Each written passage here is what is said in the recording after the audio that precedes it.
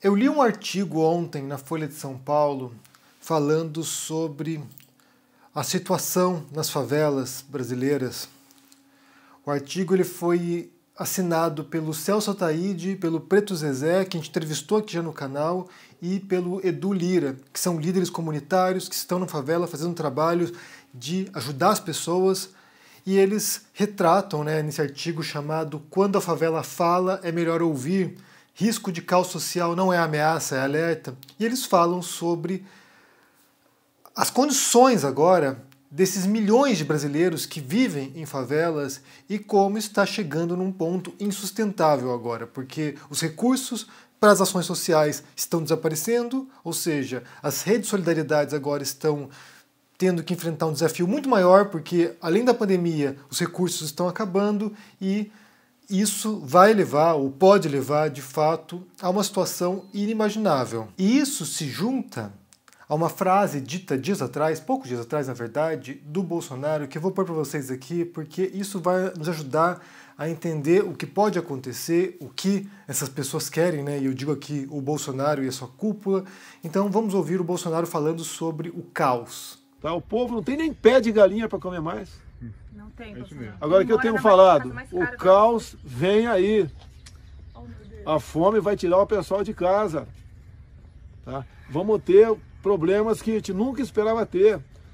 Né? Problemas sociais gravíssimos. Bem, a primeira coisa é que o próprio Bolsonaro é um agente do caos. Então, quando ele fala que o caos vem aí, que as pessoas vão ter que deixar suas casas, é o que ele quer, na verdade. É alguém que sempre enfrentou as medidas de combate ao coronavírus, que é contra o lockdown, ou seja, ele quer que as pessoas saiam às ruas. Então, quando ele fala que o caos vem aí, é porque é o que ele espera, é essa reação das pessoas deixando suas casas para poder trabalhar e girar a economia. A gente já falou várias vezes sobre isso aqui, sobre essa falsa dicotomia entre economia e vidas humanas.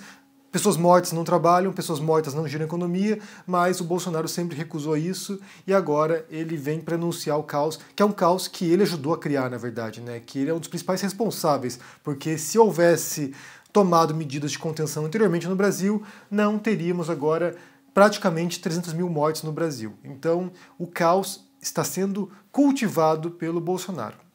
E eu quero aproveitar, então, já unindo esse artigo desses líderes comunitários, falando sobre a favela e as tensões que vão surgindo lá dentro e o risco de caos, e aproveitar essa fala do Bolsonaro sobre o caos vem aí, para falar um pouquinho sobre extremismo político e como extremistas lucram com o caos, como extremistas se favorecem com o caos.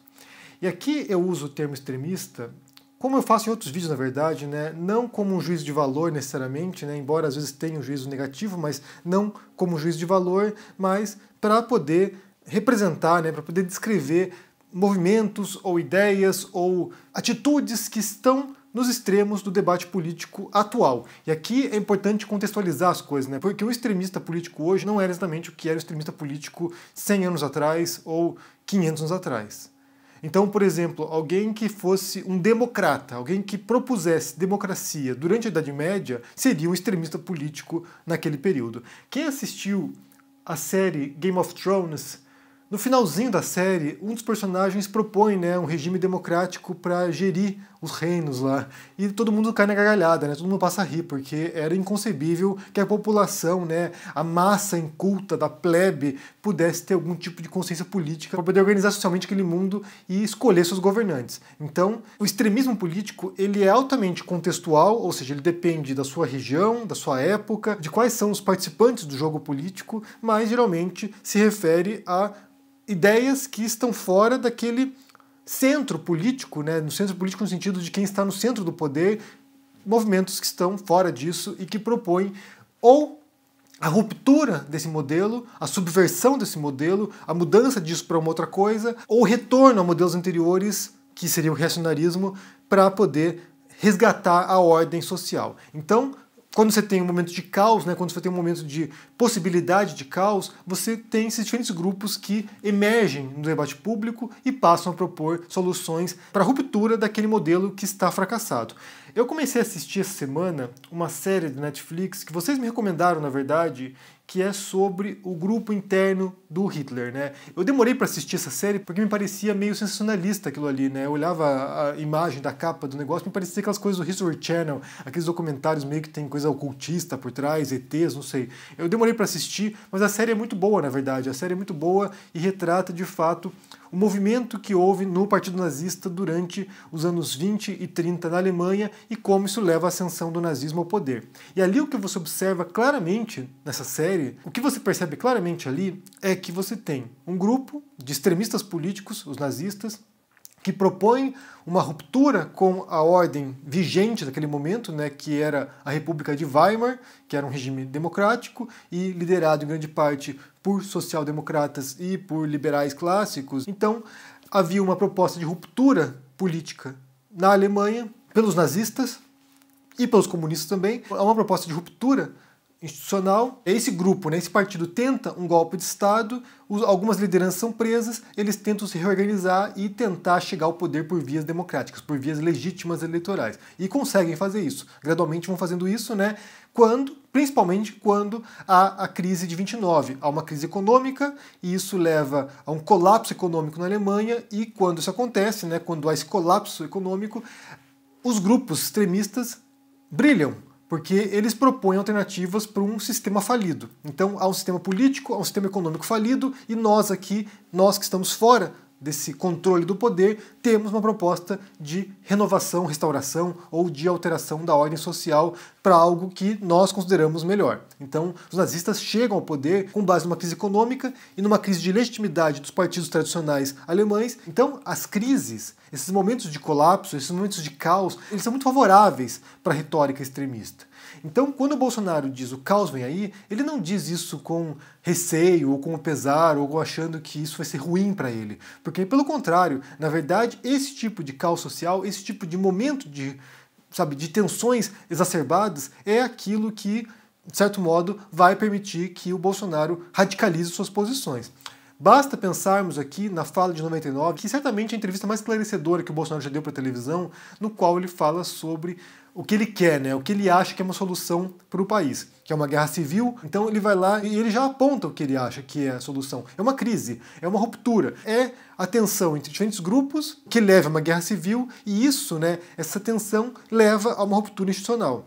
Então, quando a gente pensa nesse cenário no Brasil agora, da pandemia, e eu já falei isso bem no começo da pandemia, na verdade, né? Quando começou a pandemia, isso em março do ano passado, eu falei sobre isso, que governantes que conseguirem dar uma resposta positiva, eficaz à pandemia, vão se fortalecer, enquanto que governantes ou políticos que tiverem uma resposta ineficaz a isso, ou vão cair, que é o caso de muitos governos pela Europa, por exemplo, que estão em problemas agora, há uma reação popular contra eles. No Paraguai, por exemplo, você viu também isso agora recentemente, manifestações contra o presidente lá, porque eles acham que o Paraguai lidou mal com a pandemia. Então, o próprio Trump não dá para negar que, em parte, também foi consequência da pandemia. Então, governantes que lidaram mal com a pandemia terão perdas eleitorais, terão consequências grandes em termos de votos, e, em alguns casos, certos governantes com viés autoritário vão se aproveitar disso para a ruptura institucional. Então, a gente tem falado muito sobre isso no Brasil, né, sobre o risco de corrosão da democracia, sobre o Bolsonaro como uma ameaça à democracia, e ele tem se provado isso diariamente, né, os ataques, os confrontos diários às instituições. Então, esse tipo de situação de caos social pode sim favorecer o Bolsonaro e pode sim ajudar ou potencializar uma tomada de poder mais drástica do Bolsonaro. Ele tem falado sobre isso, né? Sobre estado de sítio, ele tem falado sobre isso. Então, há uma preocupação de que esse caos social venha a favorecer o Bolsonaro. Por quê? E aí entra um outro aspecto, né? Ontem eu comecei a ler o livro do Wilhelm Reich, que se chama Psicologia de Massas do Fascismo. Eu comecei a ler ontem, na verdade, eu li só o comecinho, mas logo de cara, na introdução do livro, já vinha uma ideia que eu tinha pensado para hoje, né, que tem a ver com isso. Porque a pergunta que o Reich se propõe nesse livro, e o Reich é um psicólogo de viés marxista, né, a pergunta que ele se propõe nesse livro é por que durante a ascensão do fascismo, né, durante a crise que se dá na Alemanha naquele momento, por que os alemães E aqui ele não falava apenas da classe média, não falava apenas da elite alemã, mas por que a população, o povo alemão, né, os trabalhadores alemães, haviam optado pelo nazismo em vez de optarem pelo comunismo de viés marxista? Por que fizeram essa escolha, né? Sendo que de um lado você tinha um regime que era abertamente autoritário, antissemita, que tinha propostas de perseguição de certos grupos ali, que era claro isso, e por outro lado um outro regime, né, um outro sistema que seria de ruptura com a opressão. De um lado você tem um sistema de opressão que propõe autoritarismo, que propõe lei e ordem, que propõe o resgate de certas tradições alemães, o resgate da glória alemã passada, e do outro lado um outro sistema que seria um sistema de ruptura, de revolução, né, de troca daquele regime por algum que seria, em tese pelo menos, mais humanitário. Por que, a pergunta que o Reich faz, por que o povo trabalhador alemão havia embarcado num bonde que era contra os seus próprios interesses? E aqui a gente fala, né, até tira um sarro no Brasil do pobre de direita, né, pessoas pobres que vão e votam em representantes de uma elite que, na prática, quando vão lá para o Congresso, quando vão para a presidência, quando vão para cargos eletivos, elaboram políticas públicas que são contra os pobres, né, que prejudicam os pobres. Então, como é essa dinâmica? Por que o pobre vota em representantes que simplesmente desprezam o pobre? E daí a resposta que o Reich vai dar ao longo do livro, né, não li o livro inteiro ainda, mas eu tenho uma noção já prévia do que ele fala, o que ele vai dizer, bem, ele tem várias respostas ali, algumas respostas acho que já envelheceram mal, não sei se são tão utilizadas na psicologia, eu não sei nem se são tão usadas assim na própria compreensão das massas ou da política de massas, mas tem a ver com sexualidade reprimida, tem a ver com vários fatores ali reprimidos, né? Eu entendo, pessoalmente aqui, que tem a ver, em parte, com... Como eu disse, são duas respostas. Os grupos extremistas têm duas respostas. De um lado, o resgate da lei e ordem, o resgate da estrutura de ordenação da sociedade, o resgate da hierarquia e, por outro lado, uma ruptura com tudo e sabe-se lá o que vem depois. Então, quando você tem um sistema caótico, né, um momento caótico, um momento de crise, e todas as pessoas, o que elas querem é estabilidade. O que todas as pessoas querem. Vocês certamente conhecem já também a pirâmide de Maslow, que é uma pirâmide, né, de uma hierarquia, na verdade, de necessidades humanas. Esse modelo do Maslow, ele envelheceu mal também, ele não é muito bem aceito pela psicologia. Há muitas críticas a esse modelo, porque essa hierarquia nem sempre é desse modo, os indivíduos são diferentes, as culturas são diferentes. Há uma série de críticas a esse modelo do Maslow. Por outro lado, o que se sabe é que nós, seres humanos, né, isso aqui pela psicologia também, nós, seres humanos, temos uma série de necessidades básicas. E uma delas é de conforto, uma delas é de estabilidade, de ordenação, que a gente quer ter certas certezas na vida. Então, por exemplo, você, brasileiro comum, como todos os demais brasileiros, você quer ter um salário, você quer ter comida na mesa, você quer ter um teto sobre sua cabeça, você quer ter uma família, você quer ter afeto, você quer ter respeito dos seus pares, você quer ter uma série de atributos e valores que nos humanizam, de certo modo, né? Que nos tornam pertencentes a uma comunidade, a uma sociedade. Então a gente quer essas coisas. E quando a gente recebe essas coisas, quando a gente tem acesso a esse mínimo essencial, a gente começa a aspirar a outras coisas, mas a gente se sente numa zona de conforto. Então aqui, eu sei que nesse momento aqui, eu estou bem, em comparação a antes, né? E eu falo isso porque todos nós, né, que não somos de elite, que não somos ricos, que não nascemos em berço de ouro, todos nós já sabemos o que é a sensação, e tem até uma sensação descrita no texto sobre a favela aqui dos líderes comunitários, todos nós sabemos o que é você estar com a água até o pescoço. É você estar ali ganhando seu salário e você sabe que se mês que vem você não ganhar seu salário, você vai passar fome. Então você está sempre assim, sempre com a água aqui, e se você escorregar, se você derrapar, você afunda e começa a se afogar.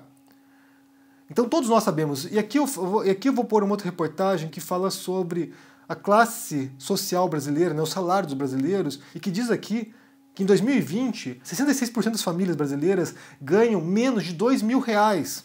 Então, a gente tem um percentual enorme da população brasileira que ou é pobre ou é muito pobre no Brasil. A classe média no Brasil representa 16% da população. E depois, as elites aqui, você tem em torno de 15%, 14% de elite. Então, de fato, a vasta maioria dos brasileiros vive com a água no pescoço. E numa situação como essa de pandemia, quando a renda dessas pessoas desapareceu, porque elas não podem trabalhar, e não podem trabalhar porque elas não querem morrer também, não querem se contagiar, então essa água começa a subir. E chega um ponto que é insustentável, chega um ponto que, sinceramente, você não tem mais como sobreviver. Se você não sair para trabalhar, se você não sair para se virar, acabou. E é essa questão também que é central, né? Quando a gente falava sobre o auxílio emergencial, e muita gente propõe isso, e muita gente defendia isso, um salário emergencial que fosse digno, pelo menos, que você pudesse comprar comida, pelo menos, né? É por causa disso. Se você não pode trabalhar, e você tem que comprar comida, e você tem que alimentar sua família, você precisa de dinheiro. Esse dinheiro tem que vir de algum lugar, e nesse sentido, é o Estado que tem que fornecer. Porque é o Estado que tem que fornecer as condições de saúde para as pessoas, ou seja, fornecer hospitais, fornecer médicos, fornecer vacina e fornecer uma renda básica emergencial para que você não morra de fome. Mas o governo ele se omitiu em todos esses aspectos. O governo se omitiu tanto na questão da saúde pública e se omitiu também na questão da renda emergencial. Só pagou quando já era necessário, quando já havia sido o próprio Congresso votado por isso, porque o próprio governo não fez isso por escolha própria. Ele foi obrigado a fazer isso. Então, quando a água começa a te cobrir e você já está se afogando nesse mar, aí que vem como respostas essas soluções extremas, ou de ruptura, é preciso acabar com tudo que está aí, ou de restauração da lei e ordem. E aí é que vem talvez um princípio psicológico do ser humano, né, de recorrer não à ruptura, não a mudança drástica, não a um novo modelo que possa até ser melhor, a gente não sabe, mas talvez até possa ser melhor, uma revolução que mude tudo, mas que volte a princípios hierárquicos, a uma ordem que a gente conhecia e que parecia funcionar anteriormente. Então, por exemplo, quando você vê alguém falando assim, na ditadura que era bom porque não tinha violência, é esse mecanismo psicológico da pessoa dizendo, olha só, naquele período lá, nos anos 70, não tinha violência, eu não via violência, né? Eu não sentia violência. Então, naquele período era bom, e se voltássemos àquele período, as coisas seriam melhores. É quase um mecanismo de defesa psicológica. Aquele momento era bom, então eu quero aquilo de novo. Eu quero aquela sensação de novo. Ou quando alguém vai lá e propõe que a monarquia era melhor, porque na monarquia não tinha certos problemas que tem na república. É porque você tem essa noção falsa de que na monarquia, no Império Brasileiro, certas coisas funcionavam e depois passam a desandar. Então vão criando mecanismos falsos, muitos deles, né, de proteção. Quando o nazismo vem e propõe esse retorno a tradições alemãs, a pureza étnica alemã, né, os brancos arianos alemães, isso cria mecanismos psicológicos nos alemães de retorno a uma era gloriosa. E você vê essa retórica em vários países diferentes, né? Você vê, por exemplo, o Trump, né? Make America Great Again, fazer com que a América se torne grande de novo. E isso tem essa noção do passado glorioso. A gente volta para o passado glorioso, eu vou restaurar a lei e a ordem, eu vou restaurar esse momento de grandiosidade. Então a proposta de ruptura, de revolução, geralmente não tem tanto apelo assim como ao do retorno ao momento glorioso. Porque a gente sabe como era o momento glorioso. A gente sabe como era quando era bom. A gente não tem noção do que é imprevisível, daquilo que a gente não sabe como vai ser. E é por isso que você tem esse pobre de direita. É por isso que você tem esse fascínio pelo fascismo. E aqui o Reich fala do fascismo não apenas como um movimento específico da Itália ou Alemanha nazista ou Japão daquela época, mas ele fala dessa mentalidade autoritária, dessa mentalidade repressiva, dessa mentalidade opressiva e que busca a supressão do diferente, que busca a supressão do caos com base nesse resgate de estruturas rígidas, hierárquicas, autoritárias e repressivas. Então, voltando aqui à fala do Bolsonaro sobre o caos e também ao artigo dos líderes comunitários, o caos favorece o reacionarismo. O caos favorece essa visão autoritária do Bolsonaro. Se por acaso, de fato, aconteceu o caos, se por acaso você tiver saques nas ruas do Brasil, nos mercados agora, porque as pessoas estão com fome, querem comida e vão começar agora a destruir tudo, se isso acontecer, isso não vai gerar uma revolução. Isso não vai levar a uma ruptura que leve a um regime mais, humano, menos desigual, mais livre. Isso vai levar ao oposto disso. Isso vai levar a um regime repressivo, autoritário, que vai descer o cacete nessas pessoas, que vai pôr tanque nas ruas e que vai ameaçar as liberdades individuais. É o contrário. E é justamente aquilo que o Bolsonaro tanto apregoa, o regime militar, a lei e ordem, é aquilo que ele mais quer, na verdade. Então, pensando em toda a trajetória durante a pandemia, das mortes, do abandono dos brasileiros, dessa negligência do Bolsonaro que leva a esse colapso, me parece que é o projeto dele. E me parece que é exatamente o que ele quer. É para onde ele está levando. Bem, eu quero saber o que vocês pensam sobre isso, né? Se vocês viram essa fala do Bolsonaro. O Meteoro até fez um vídeo sobre esse assunto aqui. Eu vou pôr o link desse artigo sobre a favela aqui, sobre esse momento, né, de tensão agora e que pode levar a um caos social e a um risco e a um temor, na verdade, porque isso não vai levar a mais liberdade, isso vai levar a mais autoritarismo. Me diga o que vocês pensam no comentário aqui embaixo, deixa o joinha, se inscreva aqui no canal, se torne um membro ou um apoiador para dar uma força, se torne um aluno do ICL. A gente está encaminhando agora para a última aula amanhã e confiram o meu livro sobre o Bolsonaro, que fala muito sobre essa retórica autoritária, essa retórica neofascista dessas pessoas e como isso pode impactar, sim, não apenas nessa cúpula bolsonarista, mas na visão da população, que quer um resgate dessas formas tradicionais, dessa hierarquia tradicional, quando elas se sentiam mais seguras. Me digam o que vocês pensam aí e até mais. Se cuidem. Tchau.